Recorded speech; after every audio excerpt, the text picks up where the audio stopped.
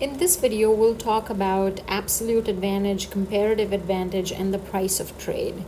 Okay, now we've seen in the previous video that both countries, the United States and Japan, gain from trade. So there's an interesting question, where are these gains coming from? Because if you look at the numbers, you might be a little puzzled, okay? Which being that in the United States, one iPad requires 100 hours, but in Japan, it takes much longer, 125 hours to produce an iPad. And even when we look at a box of masks, the US requires 10 hours, but Japan requires much more, okay? So one term that we want to, or one economic jargon that we want to get out of the way is called absolute advantage, or the concept of absolute advantage, which is talking about the ability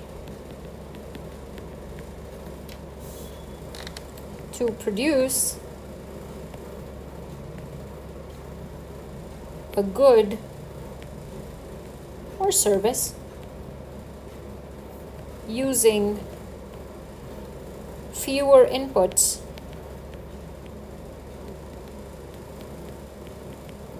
than another producer.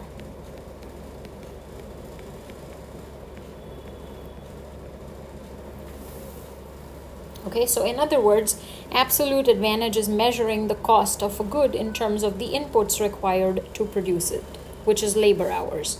So if I ask you a question, who has absolute advantage in terms of iPad production, you would say the United States, because the United States uses less hours to produce an iPad. And who has an absolute advantage in mask production? Again, the United States, because the United States produces one box of masks using 10 hours, which is less than the hours that the Japanese require. Okay, so the United States has absolute advantage both in iPads and mask production. Okay, so the US is doing better here. So again, this is very puzzling. Where do these gains come from that we saw? Why are both countries better off when they trade with one another? Okay, so there is another concept that we will uncover, which is called comparative advantage,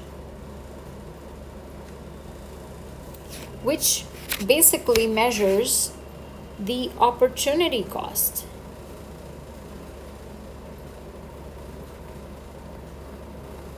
of producing one good in terms of another.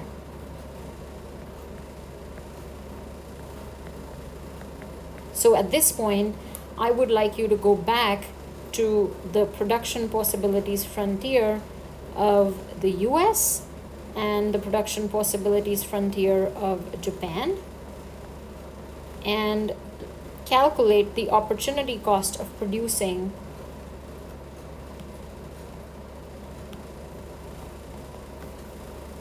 and answer this question. What is the opportunity cost of producing one iPad in both countries, right? So you give me two answers, one for the United States and one for Japan. So a good time to pause the video and go back and solve this.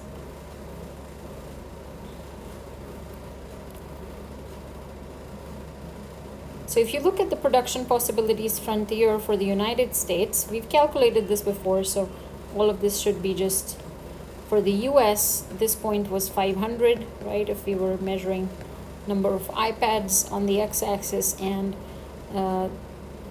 boxes of masks on the y-axis, right? This was rise over run, so we got an answer which was 10 over 1, okay? So in order to produce one iPad, we had to give up 10 boxes of masks, okay? So this was the opportunity cost. 10 masks was the opportunity cost for producing one iPad. Okay, when we look at Japan, for instance,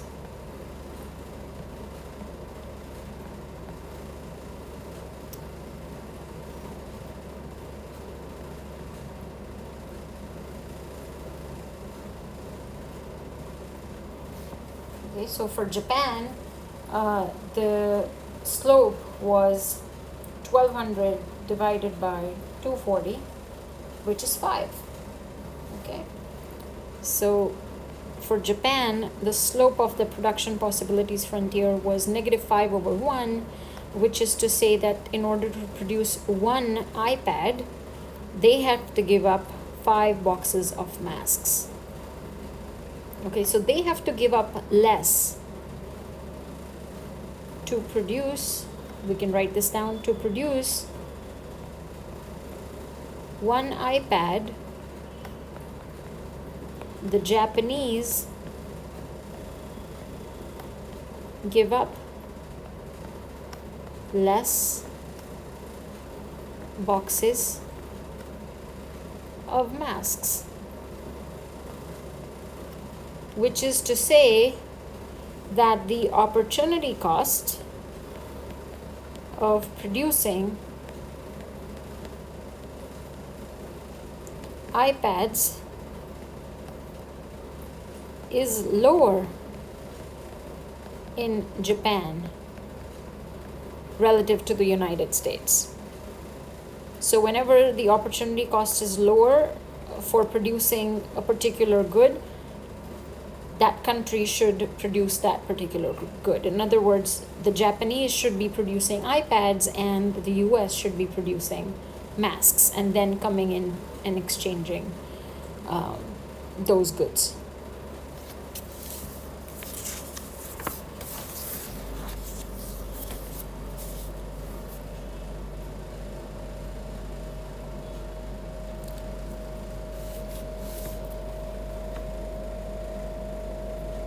So, to reiterate, when we are thinking about absolute advantage, we are thinking about who uses fewer inputs in the production process. But when we're thinking about comparative advantage, we are thinking about who or which producer has the ability to produce a good at a lower opportunity cost.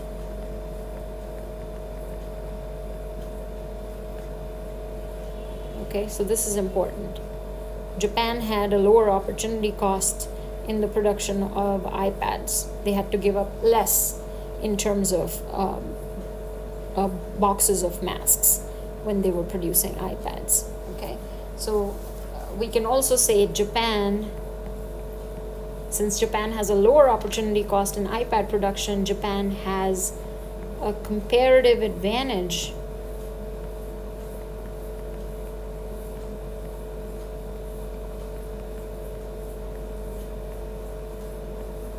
in iPad production.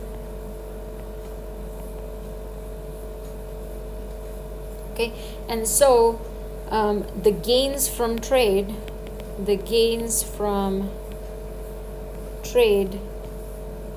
arise from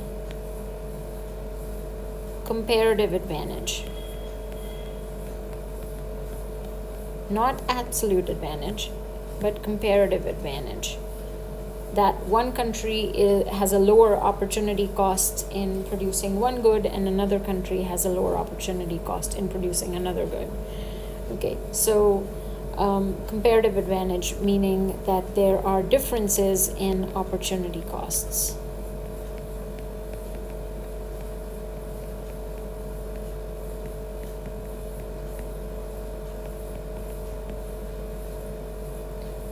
Okay, so when each country specializes in the goods in which they have a comparative advantage, the total production in all countries is higher. So there are certain advantages. Okay, if Japan specializes in iPad production and the United States specializes in mass production, then so specialization has advantages. If you specialize in the good that you have a comparative advantage in, then you have a situation where total production in all countries is higher,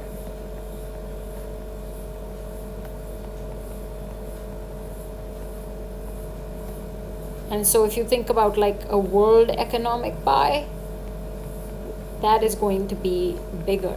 So we're producing more of everything.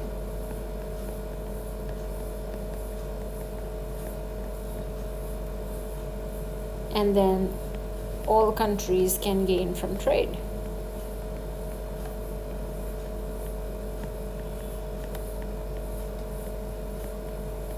And in many ways, that's what really happens.